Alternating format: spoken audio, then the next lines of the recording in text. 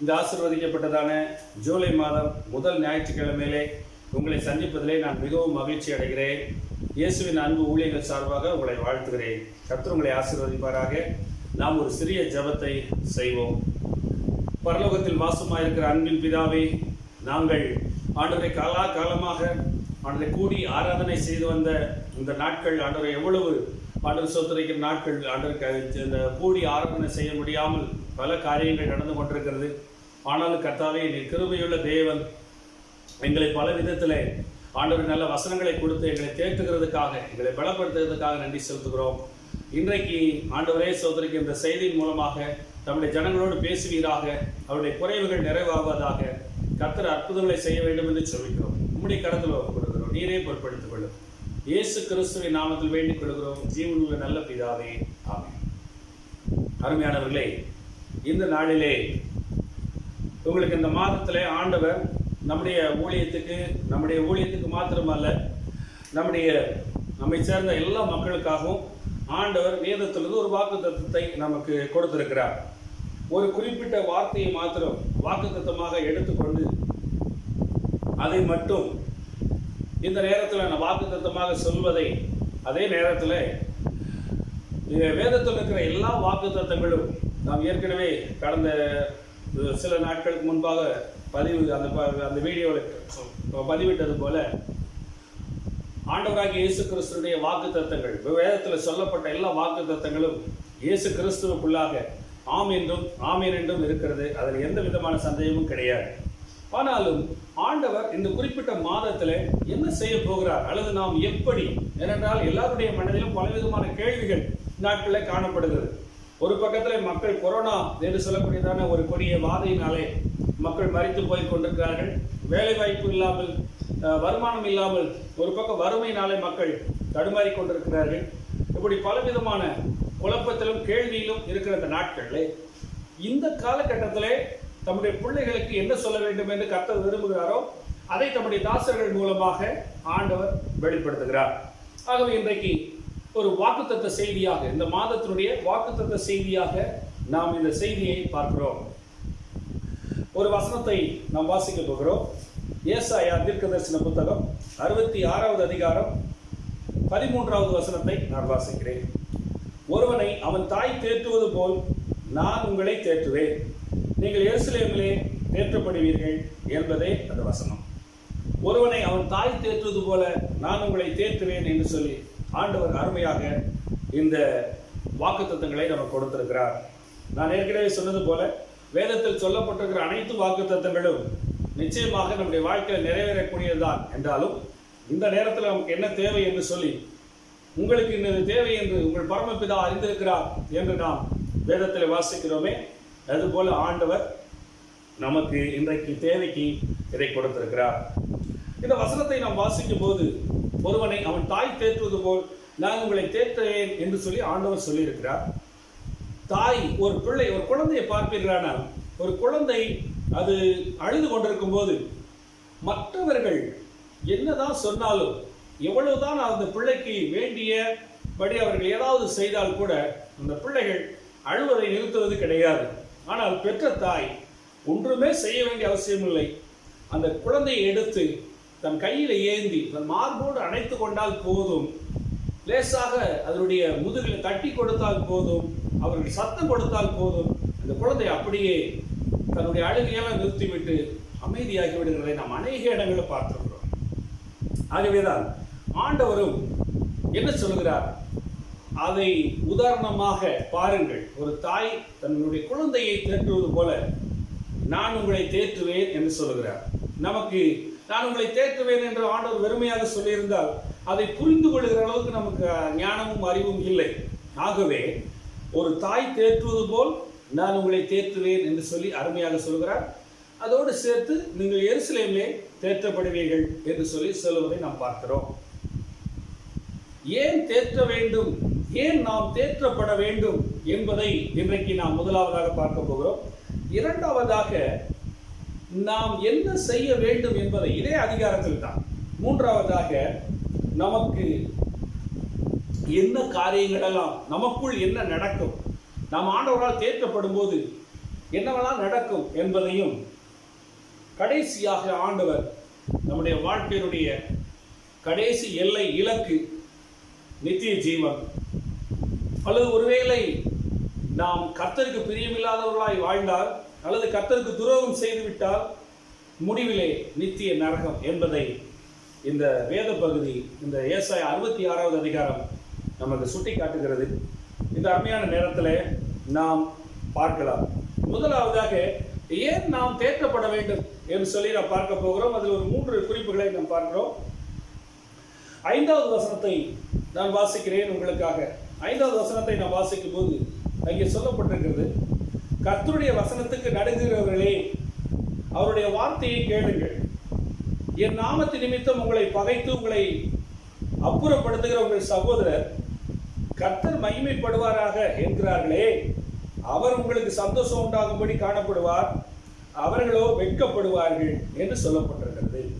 முதலாவதாக நாம் ஏன் தேற்றப்பட வேண்டும் என்றால், நம்மோடு கூட ஆராதனை செய்கிற அல்லது நம்முடைய குடும்பத்தை சேர்ந்த ரட்சிக்கப்பட்ட ஆண்டவரை அறிந்து கொண்ட தேவனுடைய பிள்ளைகளே நமக்கு விரோதமாக சத்துருக்களாக அவர்கள் நம்முடைய இருதயத்தை உடைத்து போடக்கூடியவர்களாக செயல்படுகிறார்கள். இந்த வசனம் சுட்டி காட்டுகிறது. 5வது வசனத்தை பார்க்கும்போது அவர்களும் கர்த்தருடைய நாமத்தை தான் உபயோகப்படுத்துகிறார்கள். அவர்கள் நம் உண்மையாய் ஆண்டவருடைய வசனத்துக்கு நடுங்கக்கூடிய பிள்ளைகள் என்று ஆண்டவரே சொல்லுகிறார். இந்த சத்தியத்தை கேட்டுக்கொண்டிருக்கிற தேவனுடைய பிள்ளைகள், ஆண்டவருக்கு உண்மையாய் பயந்து நடக்கக்கூடிய விசுவாசம் உள்ள பிள்ளைகள், நீங்கள் யாராக இருந்தாலும் சரி, அவர்களுக்காக ஆண்டவர் இந்த வார்த்தையை சொல்லியிருக்கிறார். கர்த்தருடைய வசனத்துக்கு நடுங்குகிறவர்கள், இவர்களும் தேவனுடைய பெயரை தரித்திருக்கிறவர்கள் தான். அவர்களும், இவர்களை துன்பப்படுத்தக்கூடியவர்களும் தேவனுடைய பெயரை தரித்திருக்கிறவர்கள் தான். அங்கே சொல்லப்பட்டிருக்கிறது, என் நாமத்தின் நிமித்தம் உங்களை பகைத்து உங்களை அப்புறப்படுத்துகிற உங்கள் சகோதரர் கர்த்தர் மகிமைப்படுவாராக என்கிறார்களே, அவர் உங்களுக்கு சந்தோஷம் உண்டாகும்படி காணப்படுவார், அவர்களோ வெட்கப்படுவார். கிறிஸ்தவ மக்களிலேயே நாம் பார்க்கிறோம், கிறிஸ்தவ மக்களிலேயே 2 விதமான மக்களை நாம் பார்க்கிறோம். ஒன்று, கர்த்தருக்கு பயந்து கர்த்தருடைய வசனத்துக்கு நடுங்கக்கூடிய பிள்ளைகள். மற்றொருவர், கர்த்தருடைய வசனம் ஒரு பக்கம் இருந்தாலும் நன்றாக வேதத்தை வாசிப்பார்கள், சரியாக சபைக்கு வருவார்கள், ஜெபத்தை சரியான நேரத்துக்கு ஜெபிப்பார்கள், காணிக்கை கொடுப்பதில் தவற மாட்டார்கள். ஆனாலும் கர்த்தருடைய வசனத்துக்கு நடுங்கக்கூடிய ஒரு அனுபவம் இல்லாத ஒரு விசுவாசி, கர்த்தருடைய வசனத்துக்கு நடுங்கக்கூடிய ஒரு தேவனுடைய பிள்ளையை நிச்சயமாக அவர்கள் பகைப்பார்கள் என்று வேதம் இந்த வசனம் சொல்லுகிறது. ஆகவே அப்படிப்பட்டவர்களுக்கு வெட்கம் காத்து கொண்டிருக்கிறது. யார் உண்மையாய் ஆண்டவருடைய வசனத்துக்கு நடுங்குகிறார்களோ அவர்களை பகைக்கக்கூடிய, அவர்களை அப்புறப்படுத்தக்கூடிய இவர்களும் ஆண்டவருடைய பெயரைத்தான் சொல்லுவார்கள். சொல்ல போனா, நான் தான் உண்மையான கிறிஸ்தவன், நீ சரியில்லை அப்படின்னு சொல்லுவாங்க. நீ பண்ற ஜெபம் கேட்கப்படாது அப்படின்னே சொல்லுவாங்க. அப்படிப்பட்டவர்களை தான் ஆண்டவர் சொல்லுகிறார். அவர்கள் உங்களை அப்படி பேசும்போது நீங்கள் அதற்காக என்ன செய்ய வேண்டாம், வேதனைப்பட வேண்டாம். ஆண்டவர் உங்களுக்கு சந்தோஷமாக வெளிப்படுவார், அவர்களோ வெட்கப்படுவார்கள் என்று சொல்கிறார். பார்த்தீர்களா? வெளியிலே சத்திய தெரியாத மக்கள், அந்நிய தெய்வங்களை வணங்குகிறவர்கள், அவர்கள் தான் ஆண்டவருடைய பிள்ளைகளை துன்பப்படுத்துகிறார்கள், வேதனைப்படுத்துகிறார்கள் என்று சொல்லி நாம் கேள்விப்படுகிறோம். ஆனால் இந்த வேத பகுதி தெள்ள தெளிவாக சொல்லுகிறது, இன்றைக்கு ஒரே சபையிலே ஆராதனை செய்யக்கூடிய பிள்ளைகள், ஒரே குடும்பத்தை சேர்ந்தவர்கள், அந்த கர்த்தருடைய வசனத்துக்கு நடுங்காத கூட்டம், கர்த்தருடைய வசனத்துக்கு நடுங்கக்கூடிய பிள்ளைகளை துன்பப்படுத்துவார்கள், வேதனைப்படுத்துவார்கள். கூடுமானால் அவர்களை அப்புறப்படுத்தி, நீ பண்ற ஜெபம் கேட்காது, நீ ஆண்டவருடைய பிள்ளையே கிடையாது, நீ எல்லாம் கிறிஸ்தவனே கிடையாது என்று சொல்லி அவர்கள் பேசுவார்கள் என்று சொல்லி இந்த வேத பகுதி தெளிவாக சொல்லுகிறது. உங்கள் வாழ்க்கையில கூட அப்படிப்பட்ட சம்பவங்கள் நடந்திருக்கலாம். நீங்க யோசித்து பாருங்கள். கவலைப்பட வேண்டிய அவசியம் இல்லை.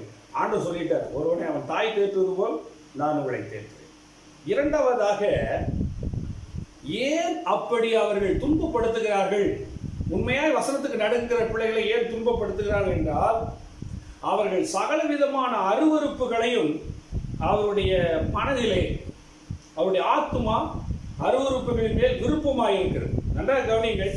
ஏன் அந்த இரண்டாவது குறிப்பு, ஏன் அவர்கள் ஆண்டவருடைய வசனத்துக்கு நடுங்க முடியவில்லை, அல்லது ஆண்டவருடைய வசனத்தை நடுங்கிற பிள்ளைகளை ஏன் பகைக்கிறார்கள் என்றால், 3வது வசனத்துடைய கடைசி பகுதியை நான் வாசிக்கிறேன். இவர்கள் தங்கள் வழிகளையே தெரிந்து கொள்கிறார்கள், இவர்களுடைய ஆத்துமா தங்கள் அருவருப்புகளின் மேல் விருப்பமாய் இருக்கிறது. ஏசாயா 66:3. இவர்கள் தங்கள் வழிகளையே தெரிந்து கொள்கிறார்கள், இவர்களுடைய ஆத்துமா தங்கள் அருவருப்புகளின் மேல் விருப்பமாய் இருக்கிறது. ஏன் இப்படி செய்கிறார்கள்? நாம் ஏன் தேற்றப்பட வேண்டும் என்றால், இப்படிப்பட்ட கிறிஸ்தவ பிள்ளைகள் வெளியே தெரியாது. ஆத்மா என்பது கண்ணுக்கு தெரியாத ஒன்று, அது மனிதனுக்குள் மறைந்திருப்பது. ஆனால் அந்த ஆத்மா, உள்ளான ஆத்மாவுக்குள்ளே, உள்ளான மனிதனுக்குள்ளே இவர்கள் பரிசுத்தத்தை விரும்பவில்லை, அசுத்தமான காரியங்களை, அருவருப்பான காரியங்களை விரும்புகிறார்கள். ஆகவே தான் அவர்கள் நம்மை துன்பப்படுத்துகிறார்கள். அப்படிப்பட்டவர்கள் துன்பப்படுத்தினாலும் ஆண்டவர் நம்மை தேற்றுவார். அதே வசனத்துல, மூன்றாவது வசனத்துல மூன்றாவது குறிப்பை நான் சொல்லுகிறேன். இந்த மூன்றாவது குறிப்பை பார்க்கும்போது, இரட்டை வேஷமுடையவர்கள், உங்களோடு ஆராதனை பண்ணக்கூடிய பிள்ளைகள் வெளித்தோற்றத்தில் பெரிய பரிசுத்தவான்களாகவும் அந்தரங்கத்தில் தன் சொந்த குடும்பத்தை அல்லது சொந்த சபையை சேர்ந்தவர்களை துன்பப்படுத்தக்கூடிய நபர்களாகவும் இருப்பதற்கு காரணம் என்ன என்றால், அவர்கள் இரட்டை வேஷமுள்ளவர்களாக இருப்பார்கள். இரட்டை வேஷமுள்ளவர்களாக இருப்பார்கள். அதை மூன்றாவது வசனம் தான். மாட்டை வெட்டுகிறவன் மனுஷனை கொல்லுகிறவனாகவும், மாட்டை பலியிடுகிறவன் நாயை கழுத்திற்கு அறுக்கிறவனாகவும், காணிக்கையை படைக்கிறவன் பன்றி இரத்தத்தை படைக்கிறவனாகவும், தூபம் காட்டுகிறவன் விக்கிரகத்தை ஸ்தோத்தரிக்கிறவனாகவும் இருக்கிறார் என்று சொல்லப்பட்டிருக்கிறது. இப்படி இரட்டை வேஷம். இங்க பார்க்கும்போது அந்தரங்கத்தில் ஒரு காரியத்தை செய்து கொண்டே இருப்பார்கள். வெளித்தோட்டத்தில் பரிசுத்தவான்களைப் போல ஜெபிப்பது, வேதம் வாசிப்பது சாதாரணமாக அவர்களை கண்டுபிடிக்க முடியாது. ஆனால் அவர்களால் வரக்கூடிய துன்பங்கள், பிரச்சனைகள், அவைகளிலிருந்து ஆண்டவர் உங்களையும் என்னையும் நிச்சயமாக தேற்றுவார்.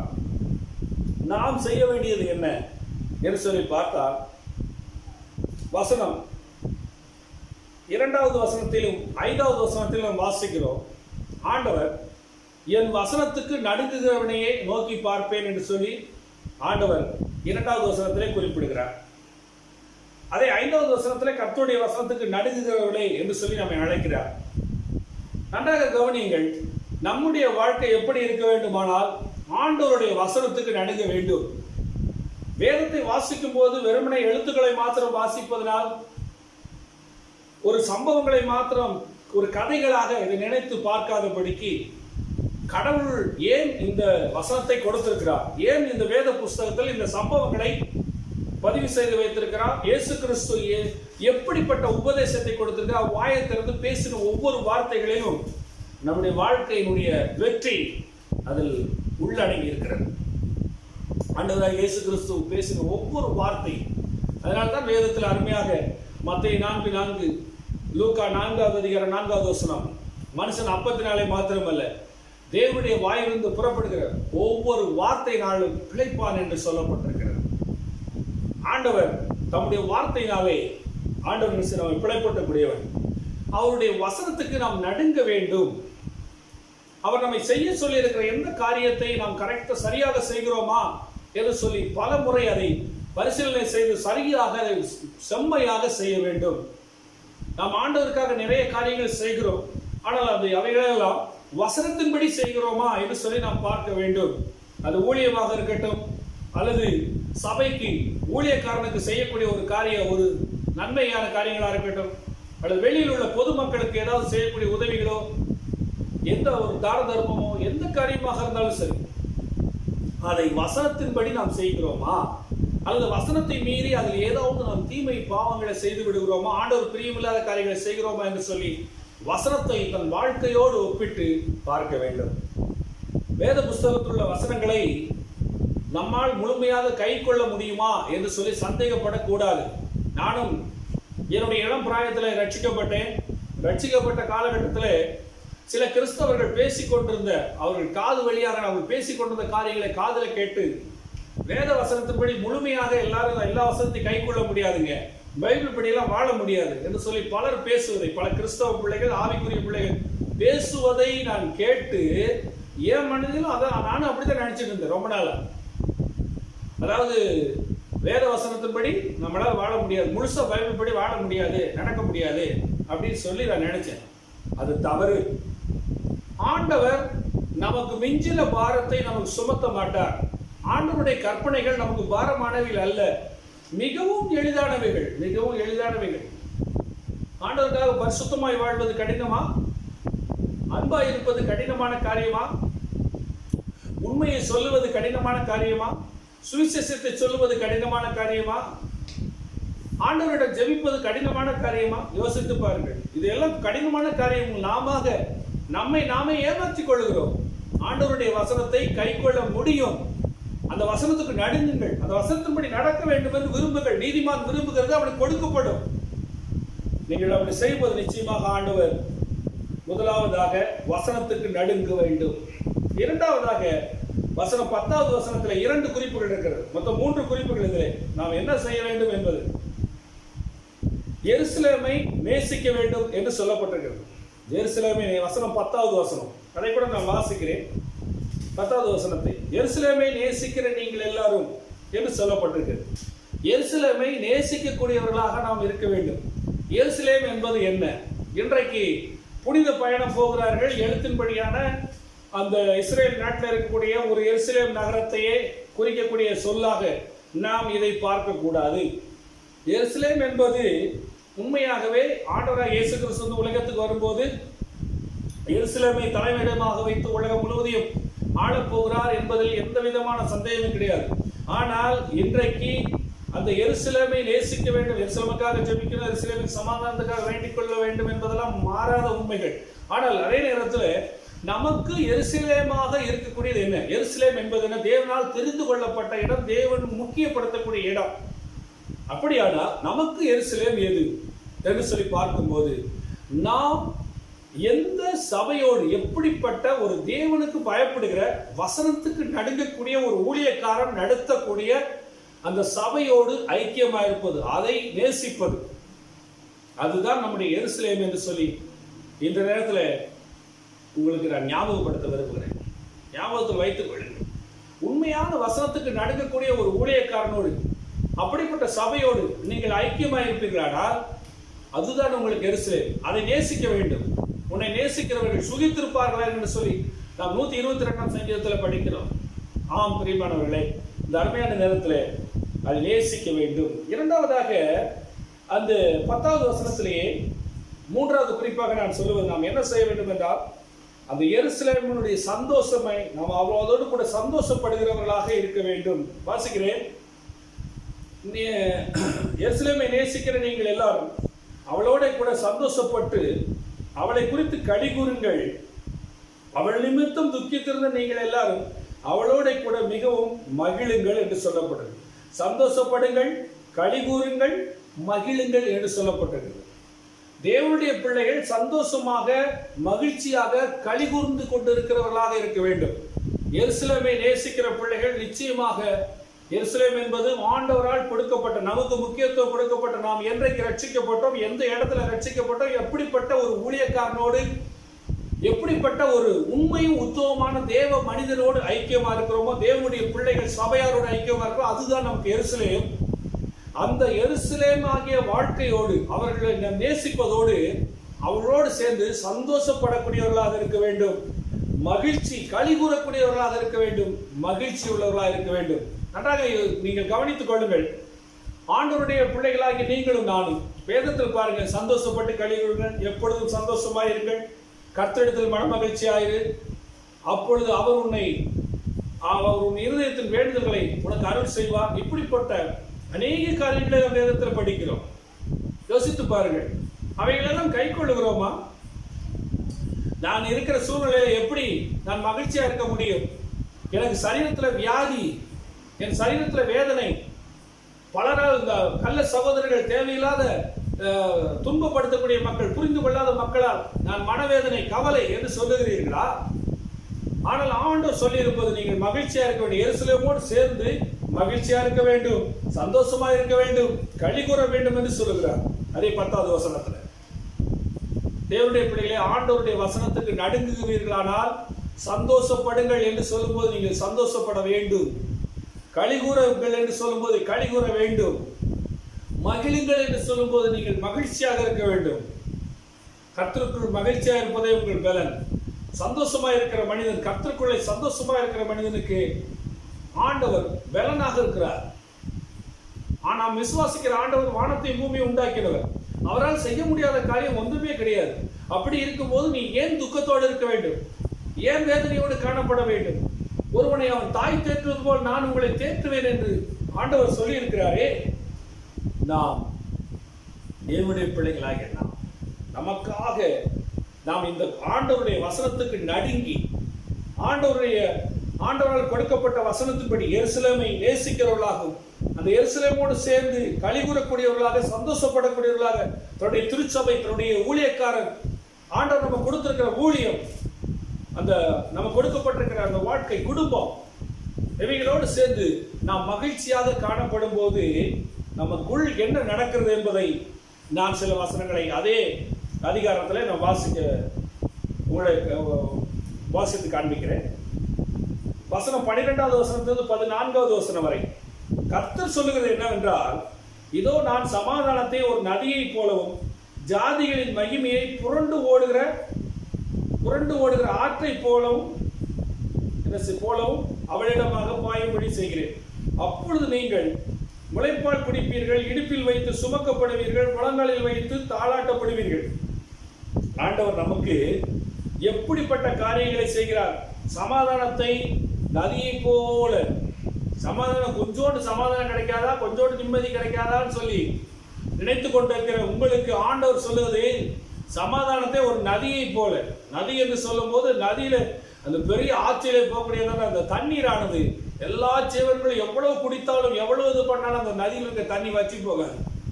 அப்படி அதுபோல சமாதானத்தை நீங்களும் சமாதானத்தை அனுபவித்து மற்றவர்களுக்கும் சமாதானத்தை கொடுக்கக்கூடியவர்களாக, சமாதானத்தை அறிமுகம் செய்கிறவர்களாக, சமாதானம் பண்ணுகிறவர்களாக மாறிவிடுவீர்கள். ஜாதிகளின் மகிமையை புரண்டோடுகிற ஆற்றை போலவும் அவளிடமாக பாயும்படி செய்கிறேன் என்று சொல்கிறார். அதை தொடர்ந்துதான் நாம் வாசிக்கிறோம். ஒருவனை அவன் தாய் தேற்றுவது போல் நான் உங்களை தேற்றுவேன், எருசலேமிலே நீங்கள் தேற்றப்படுவீர்கள். 14வது வசனத்தை வாசிக்கிறேன். நீங்கள் அதை காணும் போது, எதை காணும் போது என்று சொன்னால், ஆண்டவர் எருசலேமுக்காக சமாதானத்தை நதியை போல் பாயும்படி செய்து ஜாதிகளின் மகிமையை அவளிடமாக, எருசலேமிடமாக திருப்பும் போது, அதையெல்லாம் நாம் பார்க்கும்போது உங்கள் இதயம் மகிழ்ந்து, மறுபடியும் பாருங்க, இதயம் மகிழக்கூடியது. அடுத்தபடியாக சொல்லி உங்கள் எலும்புகள் பசும் புல்லை போல் செழிக்கும் என்று சொல்லப்பட்டிருக்கிறது. நம்முடைய எலும்புகளிலே சாரம் இல்லாமல் போயிற்று. என் எலும்புகள், வைத்தியர்கள் சொல்லுகிறார்கள், நான் நடக்கும் போது என்னால் நடக்க முடியவில்லை. அவர்கள் சொல்லுகிறார்கள், உங்களுடைய எலும்புல சாரம் இல்லை, நீங்கள் அப்படியாக உங்களுடைய சரீரம் எப்படி இருக்கிறது அப்படி இருக்கிறது என்று சொல்லலாம். ஆனால் நீங்கள் இப்படிப்பட்ட ஒரு அனுபவத்துக்குள்ளே ஆண்டவருடைய வசனத்துக்கு நடுங்குகிறவர்களாக, எருசலேமோடு சேர்ந்து சந்தோஷப்படுகிறவர்களாக, களிகூறுவர்களாக, மகிழ்கிறவர்களாக நீங்கள் இருக்கும்போது ஆண்டவர் சமாதானத்தை நதியை போல அவர் பாயும்படி செய்கிறார். அடுத்து ஜாதிகளின் மகிமையை நம்மிடமாக திருப்பி விடுகிறார். அடுத்தபடியாக நாம் அதை பார்க்கும் போது, அதை அனுபவிக்கும் போது நம்முடைய எலும்புகள் தானாகவே பசும் புல்லை போல் செழிக்கக்கூடியதா இருக்கிறது. அப்பொழுது கர்த்தருடைய ஊழியக்காரரிடத்தில் அவருடைய கரமும், அவருடைய சத்துருக்களிடத்தில் அவருடைய சினமும் அறியப்படும் என்று சொல்லப்பட்டிருக்கிறது. ஆண்டவருடைய வல்லமை ஊழியக்காரர் மூலமாய் வெளிப்படும் என்று சொல்லப்பட்டிருக்கிறது. தேவனுடைய பிள்ளைகளாகிய நீங்களும் நானும் தேவனுடைய பிள்ளைகளை இந்த வசனங்களின்படி நம்ம ஆண்டவருடைய ஆசீர்வாதத்தை சுதந்திரித்துக் கொள்ள முடியும். இதே அதிகாரத்தை பார்க்கும்போது, இந்த அதிகாரம் ஒரு அற்புதமான அதிகாரம். இந்த அதிகாரத்தினுடைய இறுதி பகுதிக்கு நாம் வரும்போது 23, 24 வசனத்தை வாசிக்கும் போது, 23வது வசனம் வசனத்துக்கு நடுங்கக்கூடிய பிள்ளைகளுக்காக கர்த்தர் வைத்திருக்கிற பரலோக வாழ்க்கை, நித்திய ஜீவன், நித்திய வாழ்வை குறித்து அருமையாக அந்த 23வது வசனம் சொல்லுகிறது. அப்பொழுது மாதந்தோறும் ஓய்வு நாள்தோறும் மாம்சமான யாவரும் எனக்கு முன்பாக தொழுது கொள்வார்கள் என்று கர்த்தர் சொல்லுகிறார். அதுக்கு முந்தைய வசனத்தை சேர்த்து நாம் வாசித்தால் தான் இந்த வசனம் நமக்கு புரியும். நான் படைக்க போகிற புதிய வானமும் புதிய பூமியும் எனக்கு முன்பாக நிற்பது போல உங்கள் சந்ததியும் உங்கள் நாமமும் நிற்கும் என்று கர்த்தர் சொல்லுகிறார். அப்படின்னுடைய தொடர்ச்சி தான் இது. இந்த உலகத்திலே கர்த்தருடைய வசனத்துக்கு நடுங்கக்கூடிய பிள்ளைகளுக்காக கர்த்தர் ஏற்படுத்தி வைத்திருக்கிற மகா பெரிய நித்திய ஜீவன், பெரிய நன்மை, என்றென்றைக்கு வாழ்ந்திருப்பது, என்றும் மகிழ்ச்சியா இருப்பது, இளைப்பாறுவது, சந்தோஷமாக இருப்பது என்று சொல்லக்கூடியதான ஆசீர்வாதம். அதே நேரத்தில் நாம் ஏற்கனவே பார்த்தது போல இரட்டை வேஷம் தரிக்கிறவர்கள், தன்னுடைய ஆத்மாவிலே உள்ளான ஆத்மாவுக்குள்ளே அருவருப்புகளை விரும்பக்கூடியவர்கள், ஆண்டவருடைய வசனத்துக்கு நடுங்காத மக்கள், இன்னும் பலவிதமான தீய செயல்களை குறித்து இங்கே சொல்லப்பட்டிருக்கிறது. அப்படிப்பட்டவர்களுக்காக கடைசி வசனம் சொல்லுகிறது, எனக்கு விரோதம் அவர்கள் வெளியே போய் எனக்கு விரோதமாய் பாதகம் செய்த மனுஷனுடைய பிரேதங்களை பார்ப்பார்கள். அவர்களுடைய பூச்சி சாகாமலும் அவர்களுடைய அக்கினி அவியாமலும் இருக்கும். அவர்கள் மாம்சமான யாவருக்கும் அரோசிகமாய் இருப்பார்கள் என்று சொல்லப்பட்டிருக்கிறது. இது நரக தண்டனையை குறிக்கக்கூடியதான வார்த்தை. அவருடைய பூச்சி சாகாது, அவருடைய அக்கினி அவியாது. அருமையானவர்களே, நீங்கள் இந்த மாதத்திலே கர்த்தரால் தேற்றப்படும்படியாக ஆண்டவர் நேரடியாக உங்களோடு பேசிக் கொண்டிருக்கிறார். உங்கள் சகோதரர்கள் உங்களை துன்பப்படுத்துகிறார்களா? உங்கள் குடும்பத்தை சேர்ந்தவர்கள் உங்களை துன்பப்படுத்துகிறார்களா? நீங்க ஒரே சபையில் இருக்கிறீர்கள், ஒரு குறிப்பிட்ட பிரிவை சேர்ந்தவர்கள், குறிப்பிட்ட மக்கள் உங்களோடு தேவையில்லாமல் வாக்குவாதம் பண்ணுகிறார்களா? நீங்கள் உண்மையாக கர்த்தருடைய வசனத்துக்கு நடுங்குகிற தேவனுடைய பிள்ளைகளா இருப்பீர்களானால் நீங்கள் கவலைப்பட வேண்டிய அவசியம் இல்லை, சோர்ந்து போக வேண்டிய அவசியம் இல்லை. அப்படிப்பட்டவர்களால் நீங்கள் சோர்ந்து போய் இருப்பீர்களானால், மனவேதனையோடு கவலையோடு மகிழ்ச்சியற்று இருப்பீர்களானால், ஆண்டவர் சொல்கிறார், ஒருவனை அவன் தாய் தேற்றுவது போல் நான் உங்களை தேற்றுவேன். நீங்கள் எருசலேமிலே தேற்றப்படுவீர்கள். நீங்கள் செய்ய வேண்டியவையெல்லாம் ஆண்டவருடைய வசனத்துக்கு தொடர்ந்து நடுங்குங்கள். ஆண்டவருடைய வசனத்தையும் முக்கியப்படுத்துங்கள். ஆண்டவருடைய வார்த்தையில வல்லமை இருக்கிறது. அது கண்மலையை நொறுக்கக்கூடிய சம்மட்டியா இருக்கிறது. உங்களுக்காக ஆண்டவர் பெரிய காரியத்தை செய்வார். பாருங்கள், அந்த வசனத்துக்கு நடுங்காத, ஆண்டவருடைய வார்த்தைக்கு பயப்படாத பிள்ளைகளுக்காக, அப்படிப்பட்டவர்களுக்காக ஆண்டவர் சத்துருக்களுக்கு, எதிரிகளுக்கு பயங்கர தண்டனையை வைத்திருக்கிறார். நீங்கள் அவர்களை குறித்து சிந்திப்பதை விட்டு ஆண்டவருடைய வசனத்துக்கு நடுங்க வேண்டும். இந்த அதிகாரத்தை வாசித்து இந்த பகுதியை நாம் பார்க்கும்போது புதிய ஏற்பாட்டில் ஆண்டவராக இயேசு கிறிஸ்து சொல்லியிருக்கிறார் அந்த தேற்றப்படுகிறதை குறித்து. உதாரணமாக யோவான் சுவிசேஷம் 14வது அதிகாரம் 26வது வசனத்தை உங்களுக்காக நான் வாசிக்கிறேன். என் நாமத்தினாலே பிதா அனுப்ப போகிற பரிசுத்த ஆவியாகிய தேற்றரவாளனே எல்லாவற்றையும் உங்களுக்கு போதித்து நான் உங்களுக்கு சொன்ன எல்லாவற்றையும் உங்களுக்கு நினைப்பூட்டுவார். ஆக ஆண்டவர் தாயை போல் தேற்றுகிறார் என்பதை நாம் இந்த ஏசாயா 66வது அதிகாரத்தில் நாம் இதுவரைக்கும் பார்த்தோம். ஆனால் அந்த தேற்றப்படுவதற்கு பரிசுத்த ஆவியானவரை பெற்றுக்கொள்ளக்கூடிய, பரிசுத்த ஆவியானவரை அனுபவிக்கக்கூடியதான ஒரு அனுபவம், அப்படிப்பட்டதான ஒரு மேலான அனுபவத்துக்குள்ளே நீங்களும் நானும் கடந்து செல்ல வேண்டும். இந்த செய்தியை கேட்டுக்கொண்டிருக்கிற தேவனுடைய பிள்ளைகளை, இதுவரைக்கும் நீங்கள் பரிசுத்த ஆவியின் அபிஷேகத்தை பெற்றுக்கொள்ளாமல் அல்லது பரிசுத்த ஆவியின் அபிஷேகத்தை பெற்றுக்கொண்டும் அதை சரியாக அனுபவிக்காமல் அந்த ஆவியானவராலே நீங்கள் முழுவதும் நிரப்பப்படாத ஒரு அனுபவத்துக்குள்ள இருப்பீர்களானால், இப்பொழுது தேவ சமூகத்திலே நாம் ஜெபிக்க போகிறோம். இந்த நாளில் ஆண்டவர் உங்களை தேற்றும்படியாக நான் உங்களுக்காக ஜெபிப்போமா? பரலோகத்தில் வாசமாயிருக்கிற அன்பின் பிதா, இந்த அருமையான நேரத்தில் ஒருவனை அவன் தாய் தேற்றுவது போல் நான் உங்களை தேற்றுவேன் என்று சொன்னவர், எருசலேமிலே நீங்கள் தேற்றப்படுவீர்கள் என்று சொன்ன ஆண்டவர், இந்த அருமையான நாளிலே இந்த செய்தியை கேட்டுக்கொண்டிருக்கிற பிள்ளைகளை நீ தேற்றுவீரா?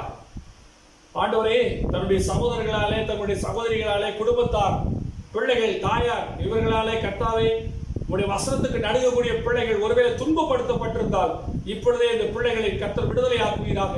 இந்த துன்பத்திலிருந்து நீ தன்னுடைய தாயை போல் தேற்றும்படியாக வேண்டிக் கொள்கிறோம். தகப்பனே, ஆண்டவரே, உங்களுடைய சமூகத்தில் வருகிறோம். ஆண்டவரே, இந்த பிள்ளைகளை நீர் ஆசீர்வதித்து உடைய கிருபையினாலே மூடிக்கொள்ள வேண்டும் என்று செபிக்கிறோம். தகப்பனே, பரிசுத்த ஆவி அபிஷேகத்தை பெற்றுக்கொள்ளாத பிள்ளைகளுக்காக இப்பொழுது நான் தேவ சமூகத்தில் ஜெபிக்கிறேன். ஆண்டவர் இயேசு கிறிஸ்துவின் நாமத்தினால பரிசுத்த ஆவியின் அபிஷேகம் இப்பொழுது அவர்கள் மீது வருவதாக என்று சொல்லி ஜெபிக்கிறேன். இயேசுவின் நாமத்தில் இந்த செய்தியை பார்த்து கொண்டிருக்கும் போதே பரிசுத்த ஆவியானவர்களை அபிஷேகம் பண்ணி உடைய வல்லமையினால் நிரப்புவீராக. தேற்றரவாளனாகிய பரிசுத்த ஆவியானவர் தாயை போல தேற்றக்கூடியவர் நம்முடைய பிள்ளைகள் மீது வரட்டும்.